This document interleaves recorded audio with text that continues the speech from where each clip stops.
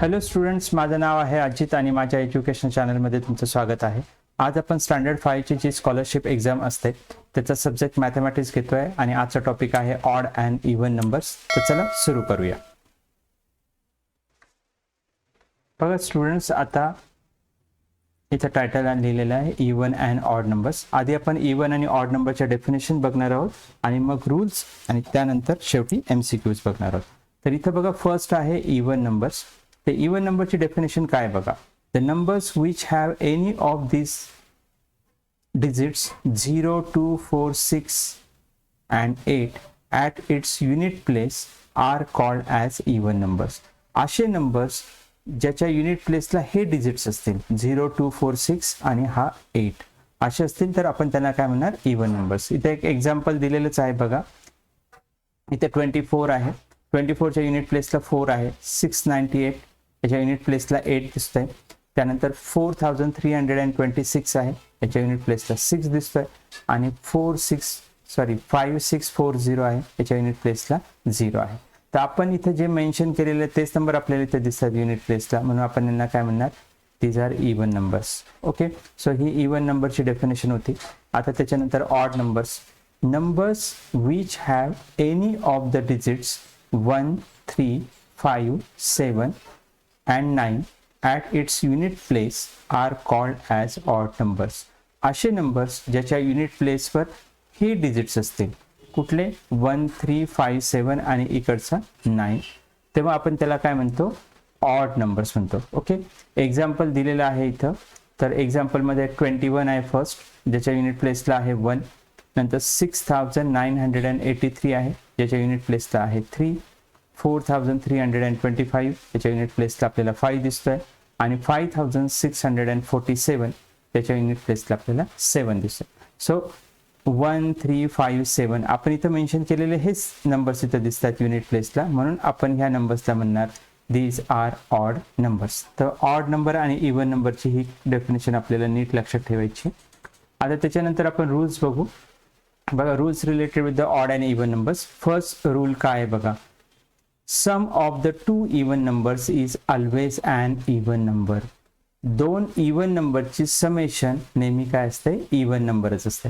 तर हा रूल आपण जस्ट चेक करून बघू. मी तुम्हाला एक करून दाखवतो. 2 + 4 करतो बघा. 2 इव्हन नंबर आहे आणि 4 पण इव्हन नंबर आहे. दोघांची समेशन केली तर येते 6 आणि 6 पण एक इव्हन नंबर आहे. तुम्ही कुठला एक मोठी व्हॅल्यू घेऊ शकतात, ट्राय करू शकतात, तुम्हाला हा रूल प्रत्येक वेळेस दिसेल. त्यानंतर सेकंड रूल बघा, sum of two odd numbers is always an even number. बघा, जसं 2 इव्हन नंबरची समेशन इव्हन नंबर होती, तसं 2 ऑड नंबर्स याची समेशन पण काय आहे, इव्हनच आहे. आपण एक जस्ट चेक करून बघू. साधं आणि सोपं एक्झाम्पल 1 + 3 घेऊ. बघा, 1 आणि 3 हे दोघं ऑड नंबर्स आहेत. याची समेशन काय येते, 4. आणि 4 तर इव्हन नंबर आहे. तर याचा मिनिंग असं झाला, 2 ऑड नंबरची समेशन ही नेहमी एक इव्हन नंबर असते. त्यानंतर third rule, sum of an even number and an odd number is odd number. बघा, इथं काय म्हटलेलं आहे की अशी समेशन ज्याच्यात एक इव्हन नंबर असेल आणि एक ऑड नंबर असेल, ती नेहमी काय असते, ऑड असते, असं यांचं म्हणणं आहे. तर हा रूल आपण चेक करून बघू. आपण एक इव्हन नंबर घेऊ 4, ऑड नंबर घेऊ 5. तर 5 + 4 किती येतात, 9 होतात. ओके, आणि 9 एक ऑड नंबर आहे. तर आपल्याला हा रूल इथं सॅटिस्फाय झालेला दिसेल. त्यानंतर rule number 4, product of 2 even numbers is always an even number. 2 even नंबरचा प्रॉडक्ट म्हणजे काय, मल्टिप्लिकेशन, हा परत एक इव्हन नंबरच असतो. ते आपण चेक करून बघू. आपण साधे सोपे इव्हन नंबर घेऊ. 2 × 4 करू. 2 × 4 काय येतं, 8 येतोय. इथं बघा, 2 पण इव्हन नंबर आहे, 4 पण इव्हन नंबर आहे आणि 8 पण इव्हन नंबर आहे. त्यामुळे हा रूल पण आपल्याला इथे सॅटिस्फाय झालेला दिसतोय. काय, तर प्रॉडक्ट ऑफ 2 इव्हन नंबर्स नेहमी काय असतो, एक इव्हन नंबरच असतो. आता त्याच्यानंतर fifth, product of 2 odd numbers is always an odd number. 2 odd नंबरचा प्रॉडक्ट घेतला म्हणजे मल्टिप्लिकेशन घेतलं तर ते एक ऑड नंबरच असते, असा हा रूल सांगतो. आपण साधं सोपं करून बघू. 3 × 5 करून बघू. बघा, 3 एक ऑड नंबर आहे, 5 पण एक ऑड नंबर आहे. 3 × 5 येतं 15. आणि तुम्हाला माहितीच आहे 15 सुद्धा एक ऑड नंबरचा आहे. मग याचा मिनिंग असं झाला की 2 ऑड नंबरचं मल्टिप्लिकेशन नेहमीच एक ऑड नंबर असतो. आणि लास्ट रूल आहे product of an even number and an odd number is even number. Last रूलमध्ये काय म्हटलंय, एक इवन नंबर घेतला आणि एक ऑड नंबर घेतला, याचं मल्टिप्लिकेशन केलं तर ते काय येतं, इवनच येतं. आपण जस्ट चेक करून बघू. बघा इवन नंबर घेऊ आपण 2 आणि ऑड नंबर घेऊ 5. दोघांचं मल्टिप्लिकेशन केलं तर आन्सर काय येणार आहे 10. तर बघा हा जो 2 आहे हा इवन नंबर आहे, 5 हा ऑड नंबर आहे. ऑड आणि इवनचं मल्टिप्लिकेशन केलं तर आपल्याला इवन नंबरच मिळतोय जो आहे 10. ओके, सो अशा प्रकारे हे रूल्स होते related with the odd and even numbers. आता आपण MCQs बघू, जे क्वेश्चन आपल्याला ॲक्च्युअल स्कॉलरशिप एक्झामला येतात तशा टाईपचे क्वेश्चन्स. तर बघा हा फर्स्ट क्वेश्चन आहे, which of the following statement is true. आपल्याला खाली हे जे 4 ऑप्शन दिले याच्यापैकी कुठलं स्टेटमेंट ट्रू आहे हे आपल्याला चेक करायचं आहे. मग ए ऑप्शनमध्ये काय दिले बघा, 2345 2345 इज ॲन इवन नंबर असं म्हटलेलं आहे. तर आपल्याला माहिती आहे इवन नंबर असेल तर त्याचा जो युनिट प्लेस असतो ना, ह्या युनिट प्लेसच्या ठिकाणी काय पाहिजे, 0 2 4 6 8 पाहिजे. तर इथं तर 5 आहे, त्यामुळे हा इवन नंबर डेफिनेटली नाही आहे. त्यामुळे हे आपला आन्सर तर असणारच नाही, कारण हे जे स्टेटमेंट आहे हे फॉल्स आहे, हे ट्रू नाही आहे. त्यानंतर 3456 इज ॲन इवन नंबर असं म्हटलेलं आहे.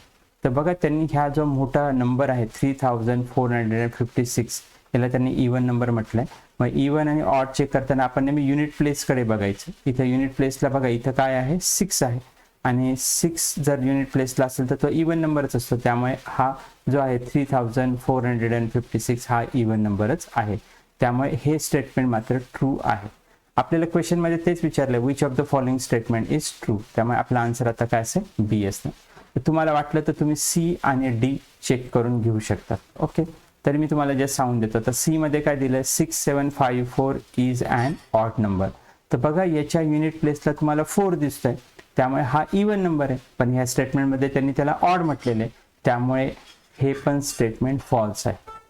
तसंच last 3587 is an even number म्हटलेलं आहे. तर इथं युनिट प्लेसला 7 आला, 7 जर युनिट प्लेसला आला तर तो ऑड नंबर असतो, पण इथे त्यांनी त्याला इवन नंबर म्हटलंय, त्यामुळे हे स्टेटमेंट पण काय आहे, फॉल्स. त्यामुळे आपल्या लक्षात आलं की ह्या क्वेश्चनचा आन्सर आहे बी, ऑप्शन बी. तर पुढे जाऊ. Question number 2, which of the following is the highest 4 digit even number. बघा आपल्याला हायेस्ट 4 डिजिट नंबर घ्यायचे आणि त्यातल्या त्यात इवन नंबर बघायचं. तर तुम्हाला माहिती असेल लोएस्ट 4 डिजिट नंबर काय असतो, 1000. ओके, आणि हायेस्ट 4 डिजिट नंबर काय असतो, 9999. ओके, तर हे आपल्याला माहिती आहे. क्वेश्चन मध्ये आपल्याला काय विचारलं, which of the following is highest 4 digit even number म्हटले. तर हायेस्ट हा 4 डिजिट नंबर आहे, पण हा याच्या युनिट प्लेसला 9 आला आहे ना, त्यामुळे हा ऑड बनलेला आहे. तर मग इवन कसं शोधायचा, याच्यामध्ये तुम्ही एक सबट्रॅक्ट करा, 1 सबट्रॅक्ट केलं तर हा बनेल 9998. ओके, आणि युनिट प्लेसला 8 आल्यामुळे हा आता इवन बनलेला आहे. त्यामुळे हायेस्ट 4 डिजिट इवन नंबर काय असेल, 9998. तर आपण इथे बघू कुठलं ऑप्शन ते म्हटलेलं आहे. ते बघा ह्या ऑप्शनमध्ये ते म्हटलेलं आहे 9998. हा काय आहे, हायेस्ट 4 डिजिट इवन नंबर आहे. त्यानंतर क्वेश्चन नंबर 3 कडे जाऊ. Which of the following is the highest 4 digit odd number. बघा आता आपल्याला हायेस्ट 4 डिजिट ऑड नंबर म्हटलंय, वरच्या याच्यात आपण डिस्कस केलंच होतं. तर हायेस्ट 4 डिजिट नंबर काय असतो, 9999. ओके, आणि याच्या एंडला 9 आल्यामुळे तो ऑडच आहे, त्यामुळे हा काय बनला, highest 4 digit odd number. So अशा प्रकारे ह्या क्वेश्चनचा आन्सर होतो ऑप्शन सी. आता क्वेश्चन नंबर 4 बघा.